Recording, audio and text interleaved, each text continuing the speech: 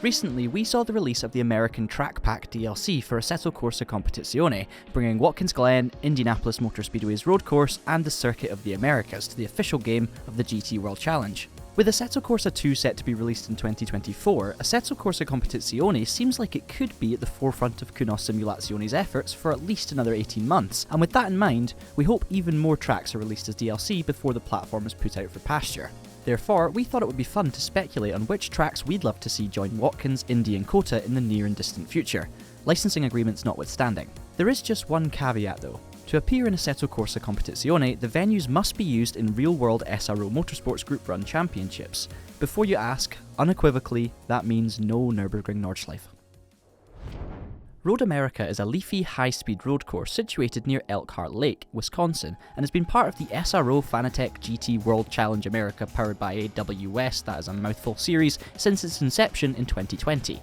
Road America has also featured heavily on the calendars of most of America's top single-seater, stock car and sports car racing series, hosting IndyCar, Champ Car, the American Le Mans Series, NASCAR and Can-Am, among others. Throughout its history, the layout of Road America has remained largely unchanged, with scant runoff areas and notable turns like the everlasting right-hander Carousel, providing a stern challenge to drivers throughout the generations. Officially licensed versions of Road America can be found in Race Room Racing Experience, iRacing and Forza Motorsport 7, but all are a little long in the tooth nowadays, so an Assetto Corsa Competizione incarnation is sure to look great thanks to Unreal Engine 4 technology. The wide open corners and long straights would provide excellent overtaking opportunities for a huge pack of GT3 cars, so this ranks particularly high on our ACC track wishlist. The lap record of the 4.048 mile circuit is still held by legendary Italian driver Alex Zanardi, who set a 1 minute 41.874 second benchmark in 1998, driving a Reynard 98 IndyCar. With modern IndyCars around 4 seconds a lap slower even today, this record looks like it'll stand for some time yet, until we use the Bentley and ACC to flatten and shortcut the barriers, that is.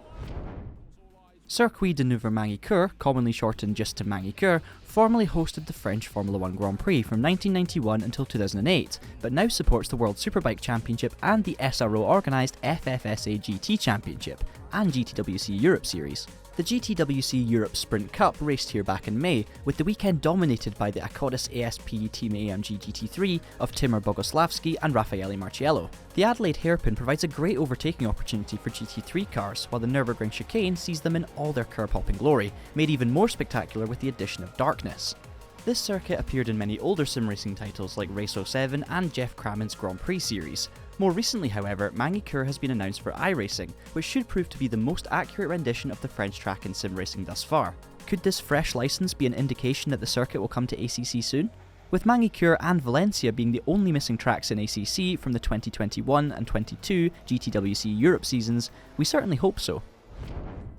Phillip Island. Need I say more? Oh, I have to? Okay then.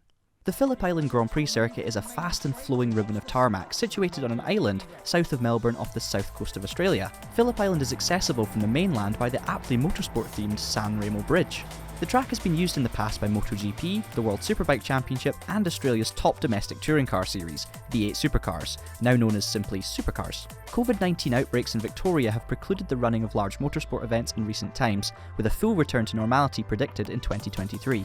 The track played host to the first 2 rounds of the 2022 GTWC Australia Championship, with the GT3 cars able to stretch their legs on the wide open expanses of the coastal venue. The track also features in MotoGP 22, iRacing and the lesser known GP bikes, and unusually runs in an anti-clockwise direction, featuring more left-hand turns than right-hand. ACC only has 2 anti-clockwise tracks currently, Laguna Seca and Kyalami. The outright lap record is held by a Brabham BT62 track car with a 1 minute 24.060, but rumour has it the World Sports Car Championship Nissan team were able to set a 1 minute 18 second lap in an unofficial test session back in 1990, using their frankly insane 1100 brake horsepower R90C.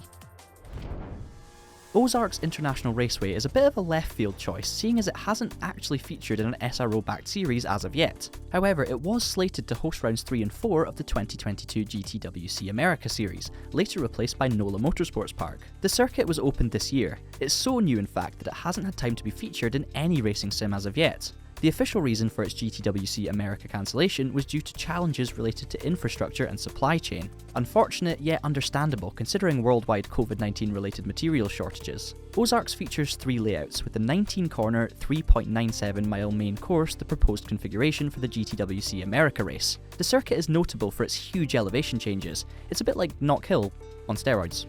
It's a long shot, but to see this track in Assetto Corsa Competizione would be utterly amazing. The blind corners and crests would provide a huge challenge for drivers, although overtaking would be pretty tricky given that most of the corners have a single narrow racing line. The barriers lining the whole track can also easily catch out the unwary. As an extra positive point, Ozarks International Raceway has absolutely nothing to do with Marty and Wendy Bird. It's probably for the best. Also known simply as The Bend Motorsport Park is in the town of Tailem Bend, South Australia, 60 miles east of Adelaide. The track was opened in 2018, featuring 8 layouts including the 4.8 mile long GT circuit, the second longest permanent racetrack in the world after the Nordschleife. Crikey. The track hosted the SRO GTWC Australia Series in 2021, and regularly receives visits from the Supercar Series and Australian Superbike Championship. It also hosted the Asian Le Mans Series in 2021, so is beginning to build some international endurance racing pedigree. However, it has never featured in a racing sim before, apart from mods of course. The Bend is an FIA Grade 2 listed track, so is eligible to host any 4-wheel racing series except for Formula 1.